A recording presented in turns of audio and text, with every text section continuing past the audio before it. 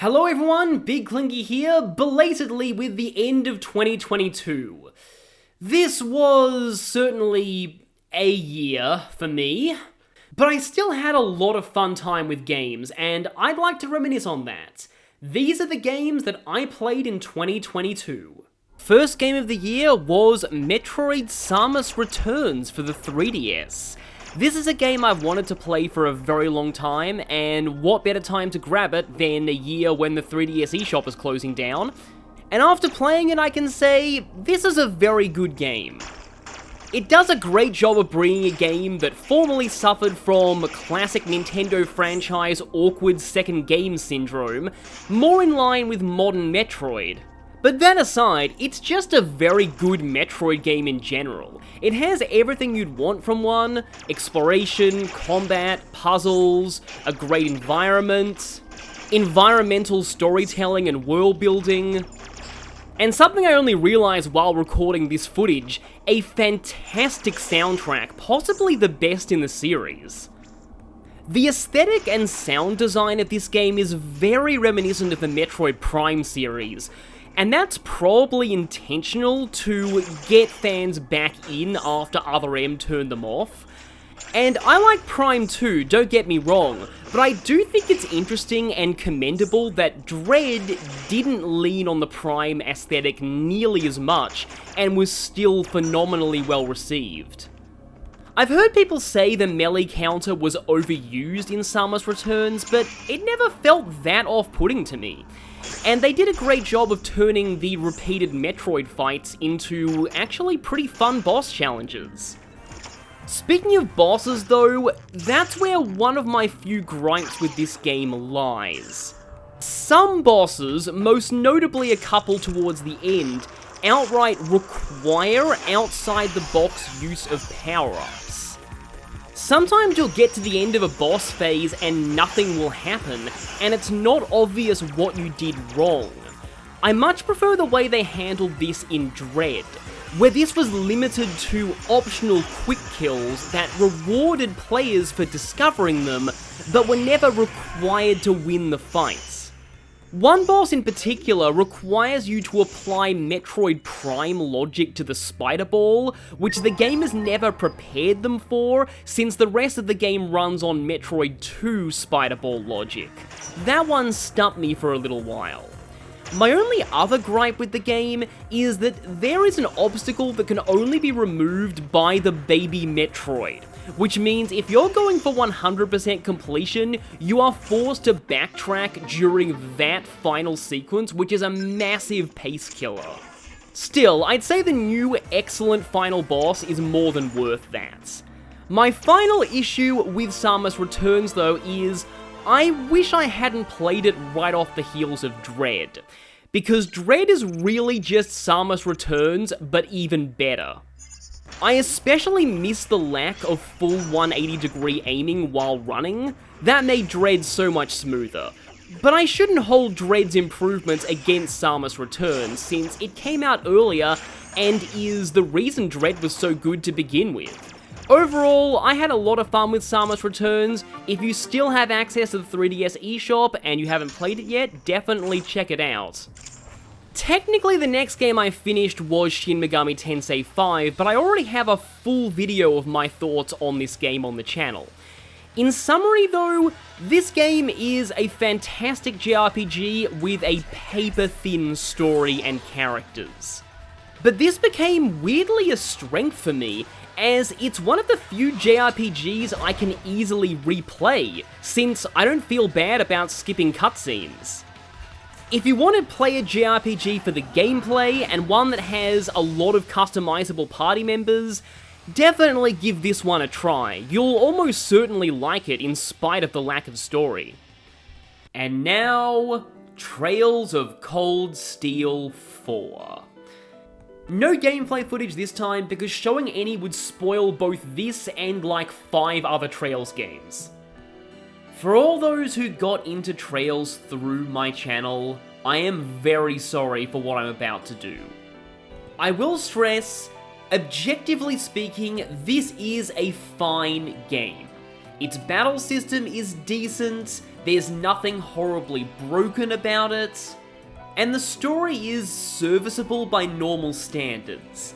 But as a Trails game, and after playing so many long JRPGs in a continuous storyline, all leading up to this, it was a disappointment, and it really says something that I waited for a sale to buy this game because I hadn't heard good things from the community. Here's the problem with this game.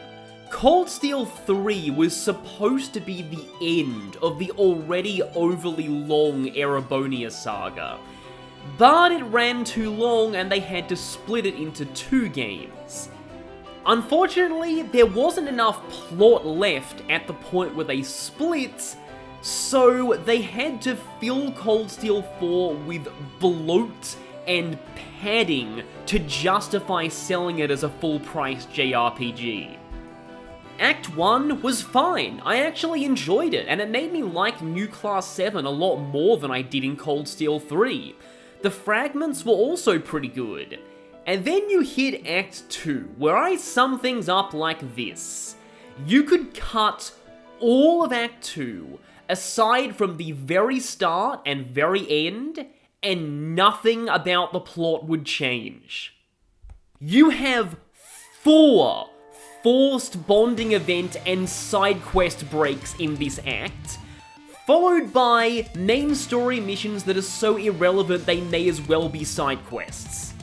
Act 3 is significantly better, but it's still full of dungeons that clearly only exist to pad out the game's length, and they're given the flimsy story justification of setting the stage for the rivalries. What does that even mean? Then you have a moment of downtime and the final bonding events, and I admit this is pretty nice. You get to meet a lot of characters from all across the previous arcs. And then the finale, where I've had some other YouTubers sum it up like this. You are literally hours away from World War being declared, and you're still on a forced bonding event and side quest break. Speaking of bonding events, oh boy. I tolerated the Reen harem in Cold Steel 1 through 3, because you could ignore it if you just focused on one girl. Cold Steel 4 makes the brilliant decision of having all the girls' bonding events with Reen explicitly romantic even before the final one.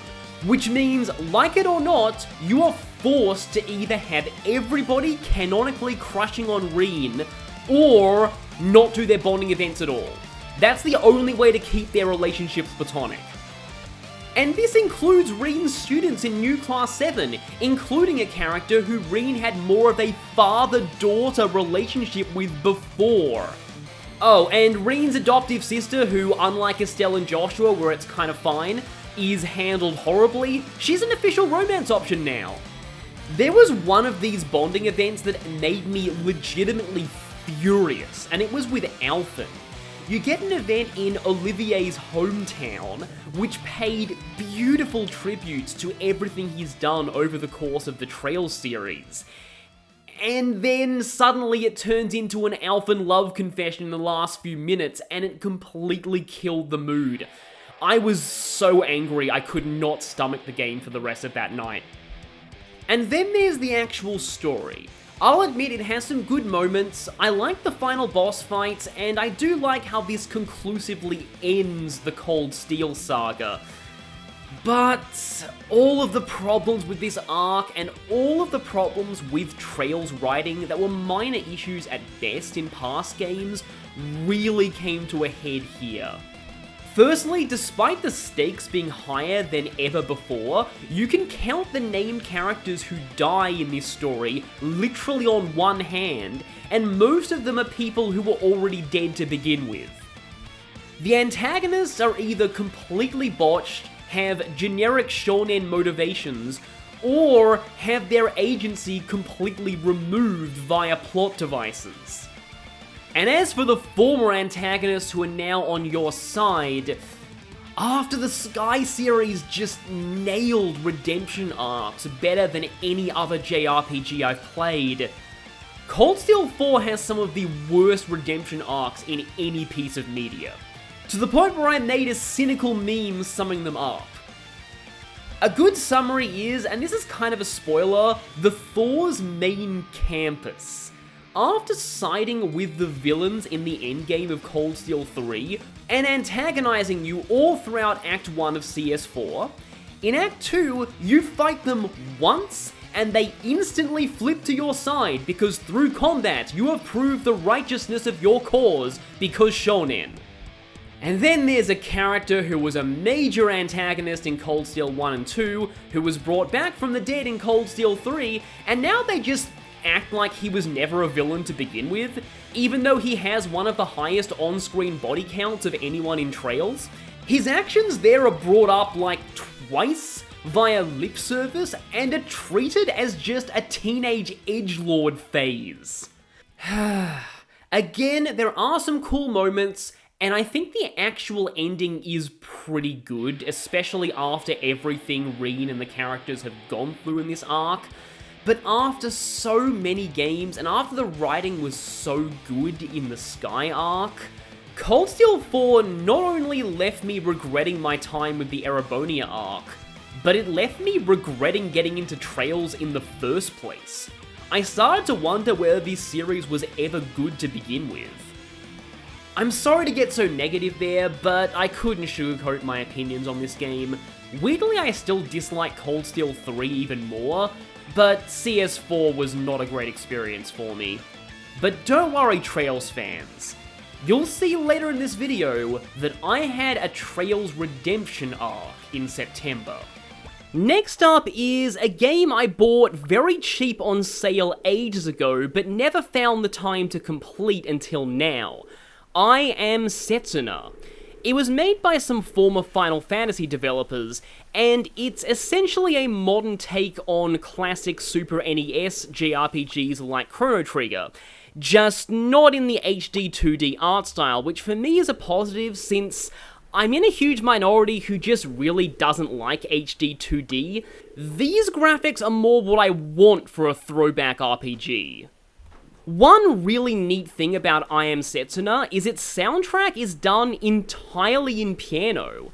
Some don't like this, but I personally really enjoy it. I think the whole soundtrack is excellent, and there's a decent amount of variety for only one instrument. It really goes to show just how versatile the piano is. Gameplay-wise, it's incredibly similar to Chrono Trigger. There's an ATB system, characters can do double and triple text with other party members, but there's also an interesting feature where the game rewards you for leaving a character at full ATB without executing their turn yet. It charges up a separate meter which can be spent while doing Paper Mario-style action commands to increase the damage of your attacks or add other effects. World exploration is also very similar to the games it calls back to. You've got an overworld you can walk around, separate dungeons and towns, you buy items like potions and new weapons, and you eventually get an airship. It's not a very long game, and it's usually available cheaply, and for that I think you get what you pay for. This game is, to me, more like a 6 out of 10 at best, borderline 5 out of 10. And strangely, even one of the game's creators agrees with this in the hidden developers room style village. Why do I think this? Well, firstly, there's the story and characters. This game leans so hard on the throwback angle that it's ironically less groundbreaking than the games that came out in the 90s. The case in point is the character of Setsuna.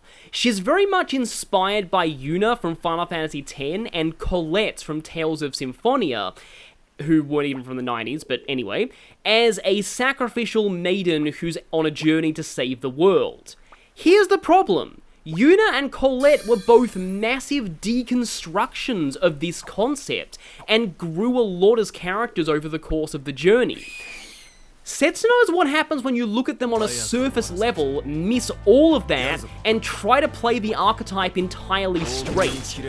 The other party members are similar, imitations of 90s archetypes that are somehow less deep than their originals. This is also not helped by a very bland and uncharismatic localization. It's an overly literal translation that doesn't give any character their own distinctive voice, and while it attempted humor a few times, it never made me laugh. The core storyline is also nothing special, and the few times it tries to do something interesting, it's never followed up on or gets undercut later. For example, there's a subplot about a sympathetic monster at one point, only for the final boss to reveal that all monsters are literally pure evil. Speaking of the final boss, there is a party member who joins you literally right in front of the final boss door, meaning they have no chance to form a dynamic with the rest of the party. Also, I heard online that there were party member specific side quests in the endgame just like Chrono Trigger. I never attempted any of them because I didn't care enough about the characters. On top of all that, the battle system is simultaneously too simple and too complex. There's a lot of moving parts that I never felt the need to engage with, like how every single enemy has different drops depending on how it's killed, confluences that confer field effects that you can kind of influence but I never tried to, a weapon upgrading system that I never had the materials for at any point in the game. One of the first double techs you get access to, Blowbeat, is enough to one-shot most random encounters all the way up to the end game, and has a high chance of ailments against bosses. There is also no flee command. The only way to run from battle is to use an item, and this wouldn't be so bad if there weren't optional strong monsters placed in various areas that are near impossible to beat on your first visit. If you accidentally run into one of these and don't have any fog stones, you have to just wait to die. It has the overall feel of the first release of somebody's RPG Maker project. It could have used a lot more playtesting. I've been very harsh here, but it's overall not a horrible game, and I still moderately enjoyed my time with it.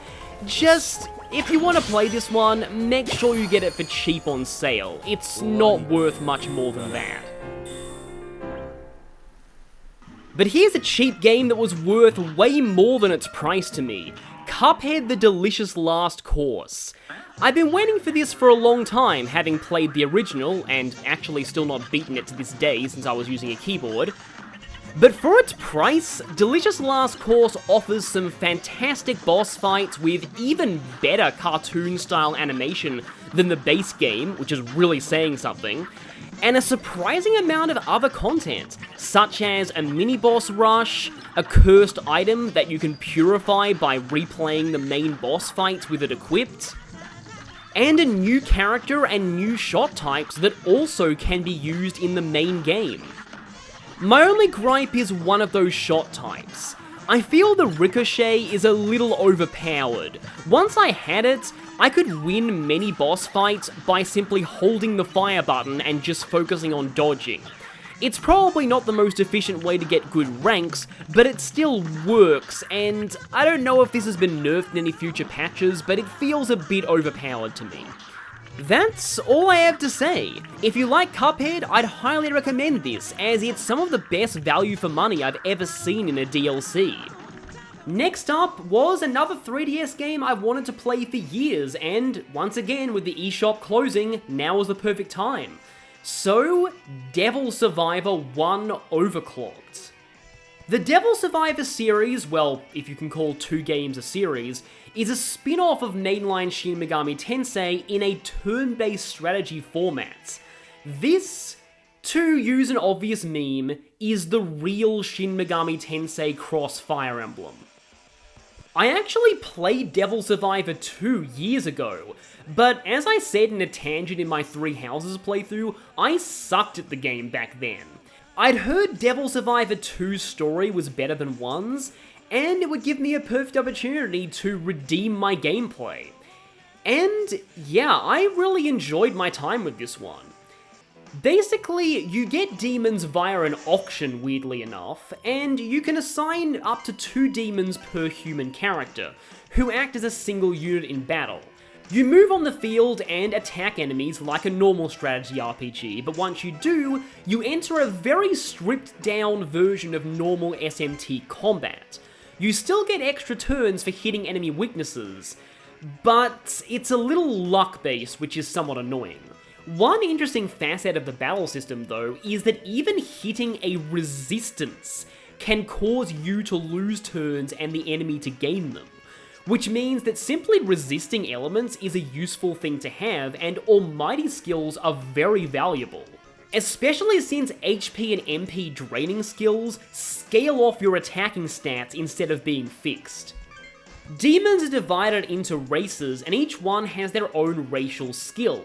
These either help you on the field by increasing your movement or letting you fly over obstacles, are usable field skills such as swapping with allies or restoring HP and MP, or giving you passive in-battle effects like letting you double up on extra turns or restore MP at the end of a skirmish.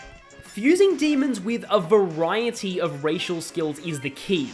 When I said I sucked at the first Devil Survivor, I meant that I used entirely dragons, which let you attack at range but rob you of extra turns, which I realise in this game is actually a big deal, and wilders, which let you boost your movement on the field to 7.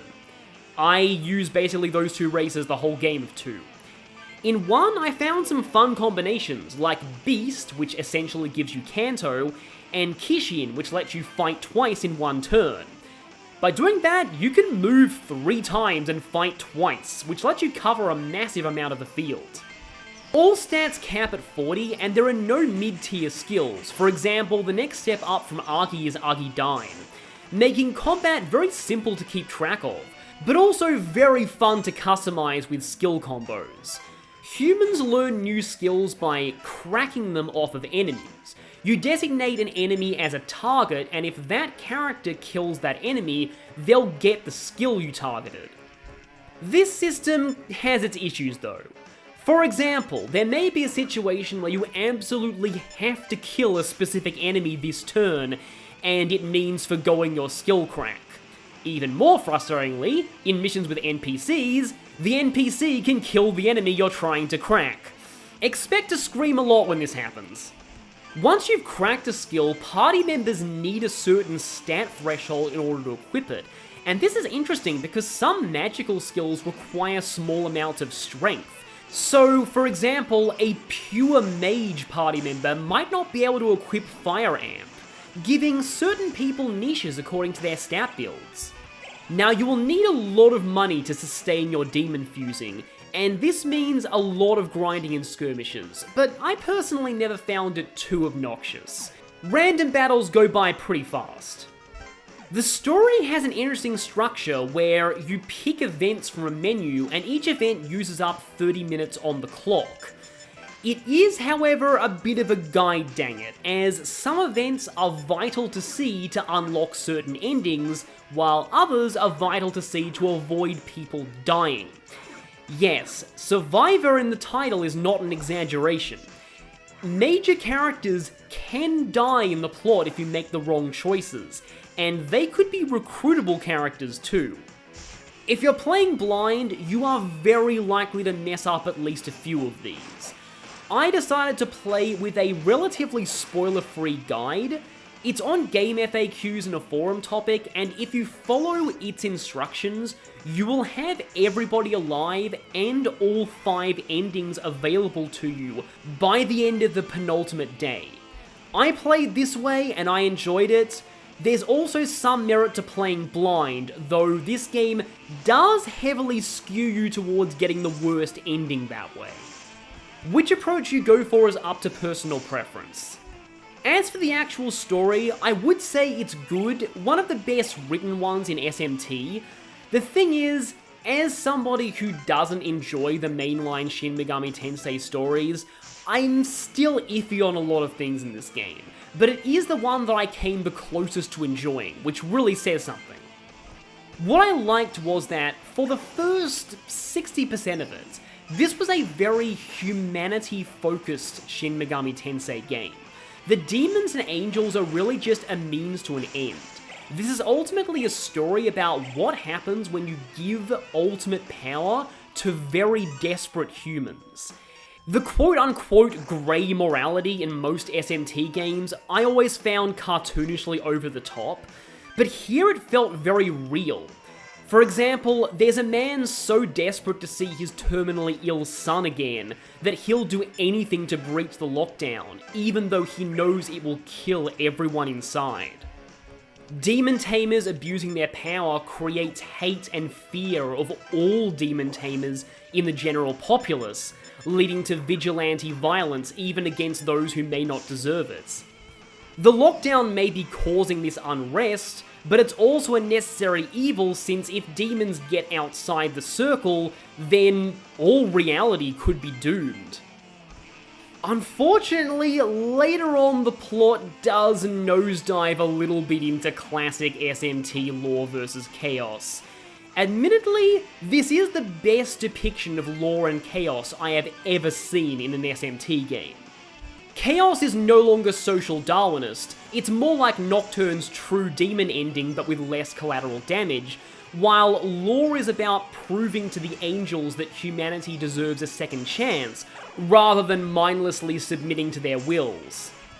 I went with lore out of curiosity because it's said to be the only good one outside of Strange Journey Redux, and overall it was alright apart from the actual ending narration.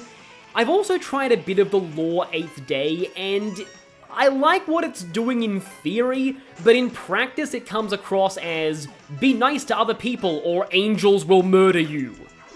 I will say though, Amane is hands down the best lore character in the entire franchise. I know that's not a high bar, but hear me out. She genuinely cares for and wants the best for humanity. Her angel companion is entirely benevolent and doesn't agree with the more hardline angels. She never forces you to choose her side. She fully and willingly assists you on neutral, and she can even help you on chaos provided you don't go the optional villain path. Oh, and she's also voiced by Laura Bailey. Speaking of which, this is an early 2010s dub, and it's kind of surreal going back to hear Travis, Laura, and their standard crew of voice actors in a JRPG again. A few notes on the game's characters. According to TV Tropes, which I know isn't always the best source of fandom opinions, but Yuzu and Midori are massively hated over there. So playing the game, I was pleasantly surprised to find out people miss the point. They're not supposed to be likable, at least not initially. Yuzu is a deconstruction of how a teenager with no combat experience thrust into a standard JRPG situation would actually behave. She is scared out of her mind and just wants everything to end so she can go home. And if you don't snap her out of this mentality, she'll lead you to the worst ending. Midori is the exact opposite. She suddenly gains the power to summon demons, and acts like she's the heroine of a magical girl anime. But she's actually in a surprisingly realistic and cynical modern apocalypse setting, which by definition makes her a gigantic moron who's gonna get herself killed any second. You are not supposed to like her until she grows out of this mentality. Honestly though, I think it's the English voice acting of both these characters that makes them so hated. Yuzu has this grating Valley Girl, actually tone to all of her dialogue, while Midori is voiced by Erin Fitzgerald doing an even more shrill and annoying version of her Chie voice. I can see why that'd grate on people. But again, she's meant to be annoying. One problem I do have with this game's characters is in a gameplay sense. You're stuck with the main trio of MC, Yuzu, and Atsuro for almost the whole game. There are two other characters who jump in and out of the party for most of the story, But most of the other characters, and there is a very expansive cast of human characters in this game, only join you on the final day as root exclusive party members. It feels like a waste making this many characters when you barely get to use most of them. Overall, Devil Survivor is a great game for Shin Megami Tensei fans who also like strategy RPGs, and in my opinion, it does the alignment system far better than any mainline game does. Having played this and Devil Survivor 2, I'll say the second game has better gameplay and better balancing of when party members join. Its story is definitely not as good, but it's also not tied to mainline SMT alignment tropes, and that's definitely a strength for people like me who hate those. But both are very good games, and I highly recommend checking them out. I wanted something to use my PS4 for after I finished my practice run of Persona 5 Royal. I was also sick of playing JRPGs with silent protagonists, and wanted one who is an established character for once. And so, I scratched that itch with Tales of Arise. Now, I'll just say, as of recording this, I have not finished this game yet. I kinda got distracted by Xenoblade 3.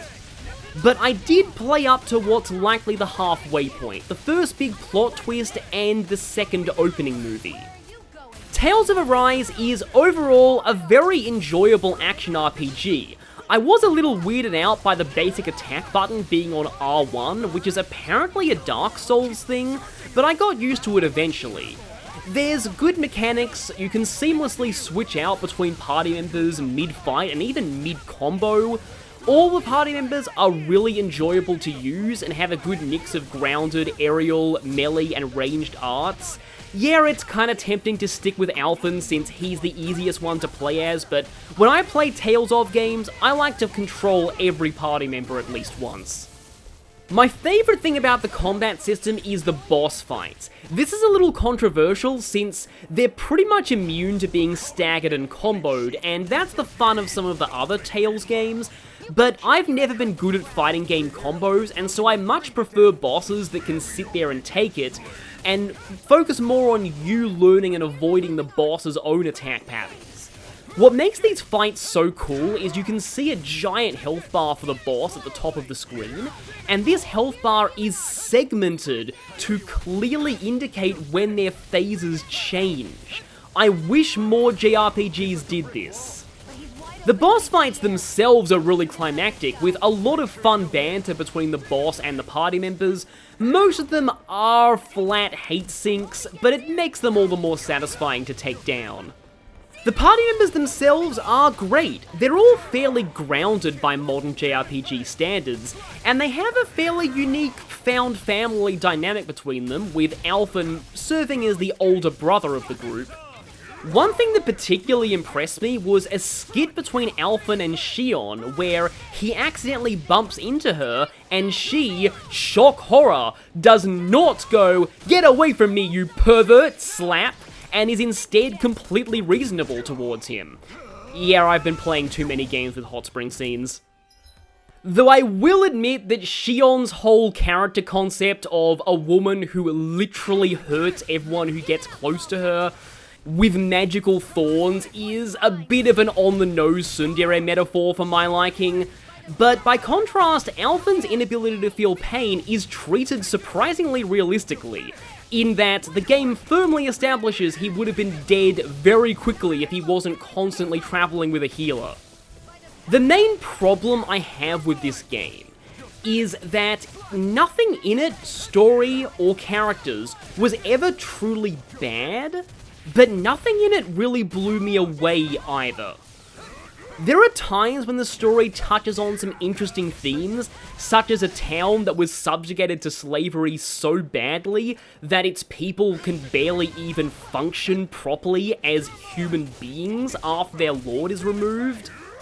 But they're usually relegated to side quests or other minor details. The main story is again competent but never stellar. And in a JRPG story, I'd rather have one like Xenoblade or Persona, which has its low points, but it has its high points to make up for it. I'll get back to this game one day and finish it, and my opinion might change then, but I've also heard very bad things about the final dungeon. Overall, this game was very successful, so I'm sure a lot of people liked it more than I did, and I did like it, but I merely liked it rather than loved it. And then there was Xenoblade Chronicles 3. I already have videos on my channel discussing my full thoughts on the gameplay and the story, so I won't go into much here.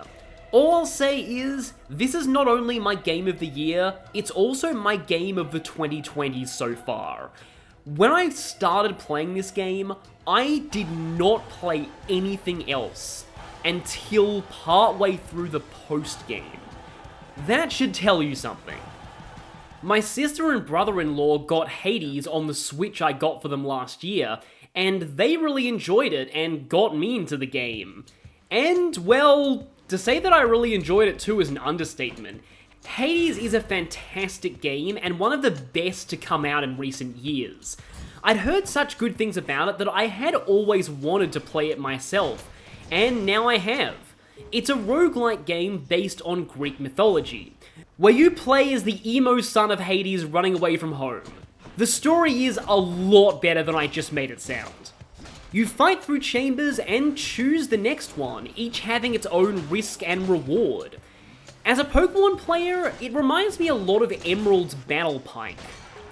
The god powers and other upgrades you get in each run are randomized, and you can choose one of 5 weapons at the start of a run, each with a different playstyle, and sub-playstyles. So there's a huge amount of variety in each run, and if you want even more, you later unlock the Pact of Punishments that gives you extra challenge conditions, everything from enemies being faster and hitting harder, to a time limit, to being forced to give up one of your upgrades at the end of every floor.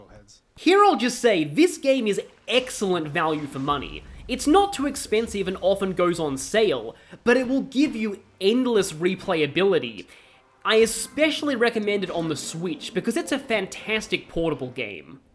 The main gimmick with Hades is how it plays with the concept of player death and failure. The developers were aware that roguelikes are often inaccessible because they're very hard, and if you die, you get sent back to the very beginning. In Hades, death rarely feels frustrating for a few reasons. Firstly, it's a plot point. Zacharias is immortal, so death is a minor inconvenience. It just sends him back to the House of Hades, where he can have an awkward talk with his father and try again. But when you're back at the house, you get to talk to the resident gods there and learn more about their backstory, their relationship dynamics, and why Zacharias wants to escape in the first place. Think about it like this. You're playing a Persona game, but every time you die, you get to do social links. But secondly, you do keep some resources from each run that you can use to buy upgrades back at the house, making subsequent runs a little easier. The developer's mantra was, every run counts. And even if you don't bring home anything impressive, you'll at least have gained knowledge of how to avoid what killed you last time. Hades is a perfect example of why experience points exist in the real world as well as in RPGs. You just can't see them. You'll get better and better with each attempt. And eventually, you'll get past the things that used to kill you over and over and say, I can't believe I ever thought this was hard. And once you start finding the whole game too easy, that's when you unlock the Pact of Punishments. It's brilliant design. Unlike a lot of other roguelikes, I never felt like a run was ever unwinnable because of the RNG I got. And there are multiple paths to becoming overpowered. I lost count of the number of weapons and god boons that I used to think were bad until I gave them a chance, had a good run with them, and realized they were busted. The story, characters, and writing are on point, the dialogue is fully voice acted excellently, the character portraits are amazing. Overall, this game lived up to the hype. If you see it on sale, which again it often is, grab it. You will not regret it, especially on Switch. Speaking of Nintendo, I think Kid Icarus Uprising fans would really enjoy this game. Being an action game with a huge variety of weapon options, based in Greek mythology with a fun, colourful cast of gods with amazing dialogue and chemistry with each other, it's the closest thing we'll get to a sequel. And speaking of sequel, yeah, I got into this game at the perfect time. I was not expecting a full-on sequel, but I really wanted one. And I am really, really looking forward to what comes out of Hades 2.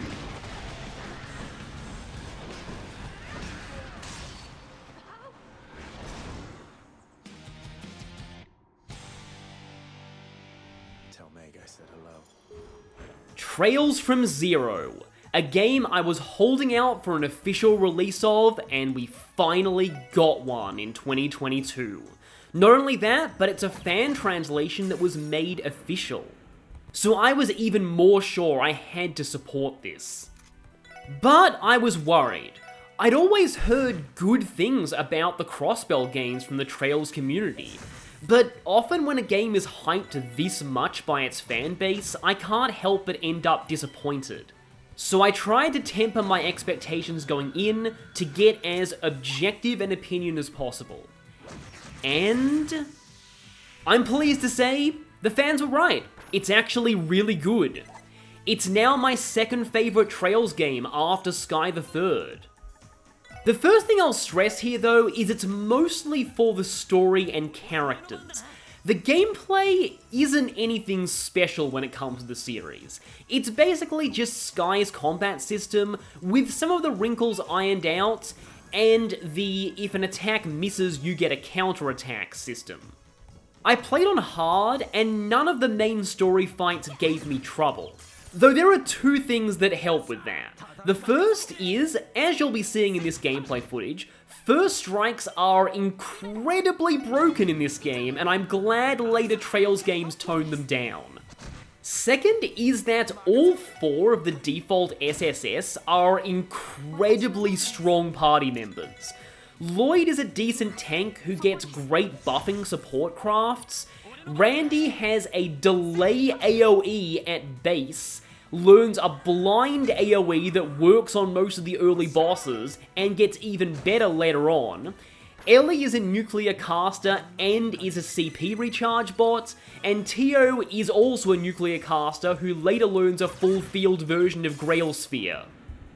Interestingly, there were some optional monster chest fights that did force me to strategize, and when I did, I found that the battle system is quite deep. It's just not necessary to exploit for the main story, though that might change on Nightmare. I'll have to give that a try sometime. The story of this game was a highlight, as to me, it is the best first game in an arc of the series. It strikes the perfect balance between feeling cozy and being an introduction to the new setting and characters, while also having things actually happen. There is actual pacing in this story. Every chapter escalates the stakes and the tension. They're all connected, and every time I finished one, I couldn't wait to find out what happened next. This story also really grabbed me as an Ace Attorney fan, because the protagonists are new police detectives, and the story is very much structured like a mystery. You start out solving street thug disputes, then get involved with the mafia, and eventually things escalate into government conspiracies and, well, you'll see. But everything is connected, and the game very much rewards you for following the clues and piecing them together ahead of time. In the Sky games, I never felt I had to truly engage with the story to make the dialogue choices that gave the most BP. In the Crossbell games, these choices test your attention to detail and abductive reasoning, rewarding you for figuring out the motives, means, and opportunities of every chapter's culprits. But on top of that, it's a genuinely well-written storyline. Now, it does bring in some characters and resolve some dangling plot threads from the Trails in the Sky games, and I was worried about that at first, as it made this game hard for me to recommend to new fans, but now that I've played it myself, I do think the story strikes a good balance between being self-contained while also giving some sky closure. I don't think anything in the story should confuse you if you haven't played Sky, but it might encourage you to go back and play those games afterwards, just as I did when I started my Trails journey with Cold Steel 1. One of my favourite experiences playing through this game was the end of Chapter 3. I had a dream scenario for how that chapter might end, but I thought it was wishful thinking, especially coming off the heels of Cold Steel 4 disappointments. To my absolute joy, Chapter 3 ended exactly the way I hoped it would. And speaking of joy, that's how I'd sum up the characters too. Zero does something interesting and gives you the entire Core 4 SSS from the very first dungeon, and they stay with you for almost the whole game. This means party dynamics are able to form from the beginning and continue going throughout the whole game. And by the end of it, I really love these four, who later become 5. Now, I'm not going to spoil exactly who Kia is for those who don't know, but one thing I want to stress here is that she is a character who they could have very easily screwed up. And if she wasn't likable, the core of this entire story would fall apart. And so I was amazed at how well they handled her. They put in just the right amount. Anytime it looked like she was overstaying her welcome, they dialed things back. However, no game is perfect, and all of my negatives with Trails from Zero can be summed up as Chapter 2. Chapter 2 is by far my least favourite part of this story, as it's the only one where the final solution to the mystery is not properly foreshadowed and really can't be worked out by the player ahead of time. You spend 90% of it chasing a red herring, only for an NPC in the chapter's last cutscene to tell you information you had no way of knowing before that instantly makes the true culprit obvious. The chapter also relies on you really caring about and wanting to help a character who establishes themselves as the funny anime breast groper in their first scene. Yes, Angelica in Cold Steel was far from the first of her kind. Admittedly, the events of Chapter 2 become more relevant later in the story, but it's still my least favourite chapter. It is the only chapter I disliked, and I thought all the others were fantastic. So overall, I still highly recommend Trails from Zero if you're a Trails fan. If you're not a Trails fan, definitely play this game. It doesn't suffer from the problems most first games of a Trails arc do, and as I said, I'm really looking forward to Azure. And there you have it, another year of increasing my game literacy by playing games I've wanted to for a long time, along with experiencing the year's new releases. What games did you enjoy in 2022? Let me know in the comments, and I'll see you next time for another good year.